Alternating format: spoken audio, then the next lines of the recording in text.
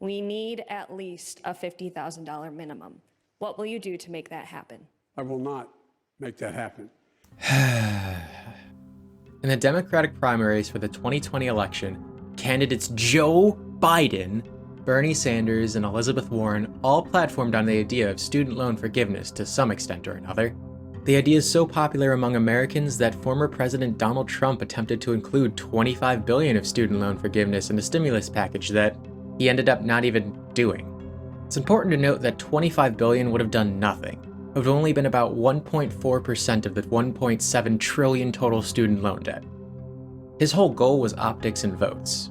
But I mean, hey, we've gotten to a point where student loan forgiveness is so mainstream that even a Republican president was considering utilizing it. In the words of Slavoj Zizek, the impossible has become possible. And yet, Joe Biden has been in office for over a year now and hasn't even forgiven the $10,000 he promised. It's especially confusing since the most recent polls show that more people believe that the country is heading in the wrong direction, that Biden has more disapproval than approval, and the GOP is currently looking at having a higher generic 2022 vote. Forgiving student loan debt would not only be a blessing to the people impacted by the loans, but also the current Democratic politicians. So why won't Biden, and more broadly politicians in general, forgive them?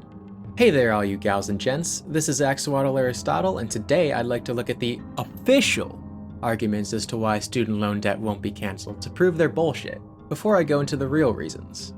This isn't a pro versus con video of forgiving student loan debt. My intention is to get to the reasoning behind why those in power do as much as they can to keep student loans in place. All the nitty-gritty of pros versus cons won't be discussed here. But with that being said, let's get into it.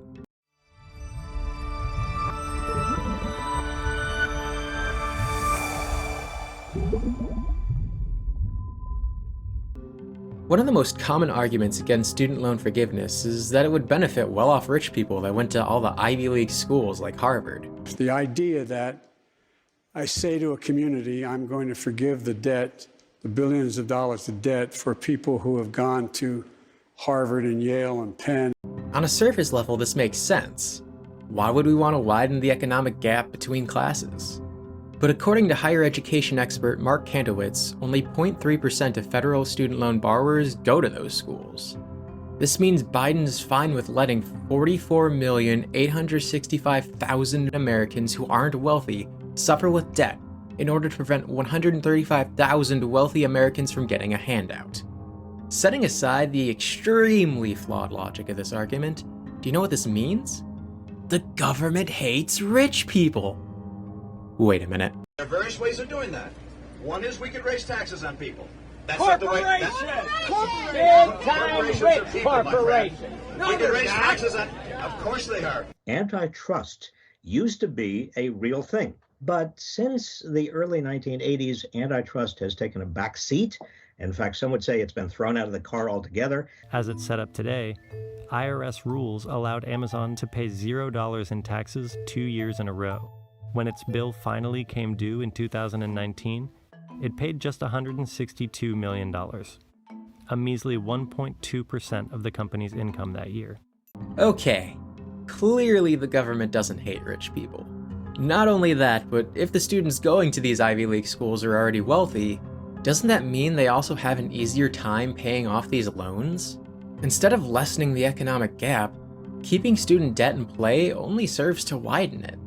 The second argument, primarily made by Biden, is that he doesn't think he, and therefore the executive office, has the authority to cancel student debt. Now that's pretty funny considering how experts in a CNBC article dismissed this.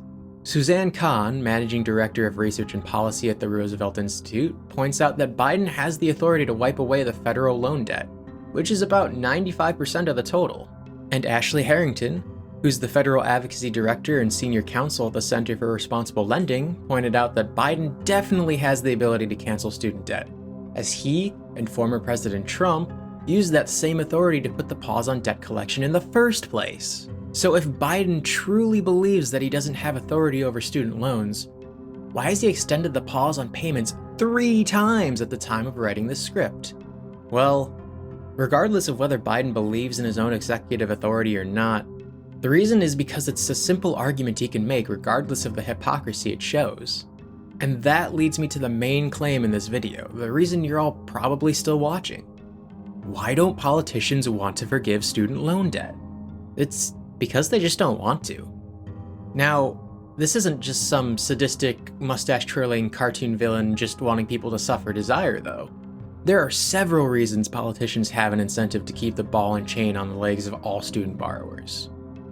If you had turned on the news or looked at social media at any point during 2021, you were probably subjected to people complaining about critical race theory in education and how they were going to make our kids communist. This particular issue had more to do with what children were being taught in grade and high school, even though CRT is university-level classes. But one reason this issue was able to catch like fire in conservative circles was that they had for years believed that colleges were basically Marxist recruitment centers and censored conservative thought. Just to make this absolutely clear, no, they are not. I went to a liberal arts school. One of my majors was in philosophy. I didn't even read Marx or Lenin until I'd graduated and wanted to see what was up. You might be wondering why I'm bringing this up. Isn't this supposed to be a reason why government officials don't want to forgive college debt? Why are we discussing what conservatives think about college? Well, the reason conservative media and politicians run with this narrative is because they want to discourage more people, especially their voter base, from getting a higher education. Higher education is a threat to them. Another breadtuber, Adam Something, was kind enough to let me use a clip from his video Why Academia is Left-Leaning. It really gives a good summary of the qualities that students in higher education have either going in or gain through their time spent there. And those who do generally possess traits such as rationality, open-mindedness, curiosity, and a readiness to change one's mind in the face of new evidence. And right here we can start seeing the problem. Do any of these values describe conservatism? Absolutely not. They are in fact antithetical to modern conservatism. Basically, people that go to universities are shown how to think, how to be open to new ideas, how to check sources, how to look at their own biases and the biases of their sources. All these things have, and I want to stress this, the potential to make someone a leftist even if they've never gotten into politics before. If someone brings up socialism at work, or is passing out unionized pamphlets, or they see politicians like Bernie Sanders on the news talking about Medicare for all, a living wage, and making the rich pay their fair share, people that have gained critical thinking abilities will be more receptive to these ideas. They won't just immediately dismiss them as communist Marxists that should go move to Venezuela or China. Maybe they'll try to start a union at their job, do research on and vote for progressive candidates, or become someone like me and try to educate others on leftist ideas. If student loan debt was suddenly wiped away, it would encourage more and more people to go to college. Let's be honest here. The threat of potentially lifelong debt is a pretty good gatekeeper to prevent lower class people from going to school. People that would already be more receptive to leftist ideas would then be given another tool to use if they were ever introduced to them. And all these things are a threat to corporate profits. But keeping college debt in place isn't just because of the realm of ideas and theory. If you've seen my video on Marxism 101, you'll know that capitalists love to de-skill workers. Hence, it's another reason why the government is against forgiving student loan debt. Businesses want you to be as expendable as possible. That way they can provide you the least amount of pay and benefits. After all, if you complain about the low pay, poor treatment and working conditions, or the lack of benefits, you'll be fired. You're easily replaceable and there are thousands of unemployed people desperate for your job out there. But if you have a college degree, suddenly you gain a lot more bargaining power. You aren't easy to replace. You had to study for at least 4 years in a specific field. You have skills that workers with only a GED or high school diploma don't. Now the business owners have to pay you more, have to be nicer, and have to provide you benefits. And all those things cut into their profits. So preventing more people from gaining a college degree is financially beneficial in order to prevent those profits from lowering. Of course, you might be watching this and thinking, well, yeah, businesses don't want us to go to college, but why do politicians share that sentiment? They don't have those worries like pay and benefits. Well, the reason is simple. they too have a financial incentive, thanks to lobbying. For those of you unfamiliar, bribery is illegal in the United States, but lobbying is perfectly fine. How lobbying works is that a special interest group, whether it's a wealthy individual, business, or organization, hires either an individual lobbyist or a lobbyist company. The lobbyist then goes to the congressperson, and although they sometimes do conduct surveys and gather data, the majority of the time the lobbyist gives a portion of the money paid to them to the congressperson. Not only that, but oftentimes the lobbying firm will also offer a high salaried position to them when they leave office. According to a report from Public Citizen of the former members of the 115th Congress who served between 2017 and 2019, a staggering 59% of them have private sector jobs, 50% being a lobbyist or consultant for a lobbyist firm. That's right, half the former members of Congress are profiting off of lobbying, both in and outside of their office. But who's specifically lobbying to keep up student debt? Well, in 2021, colleges spent a total of $86,339,939 in lobbying.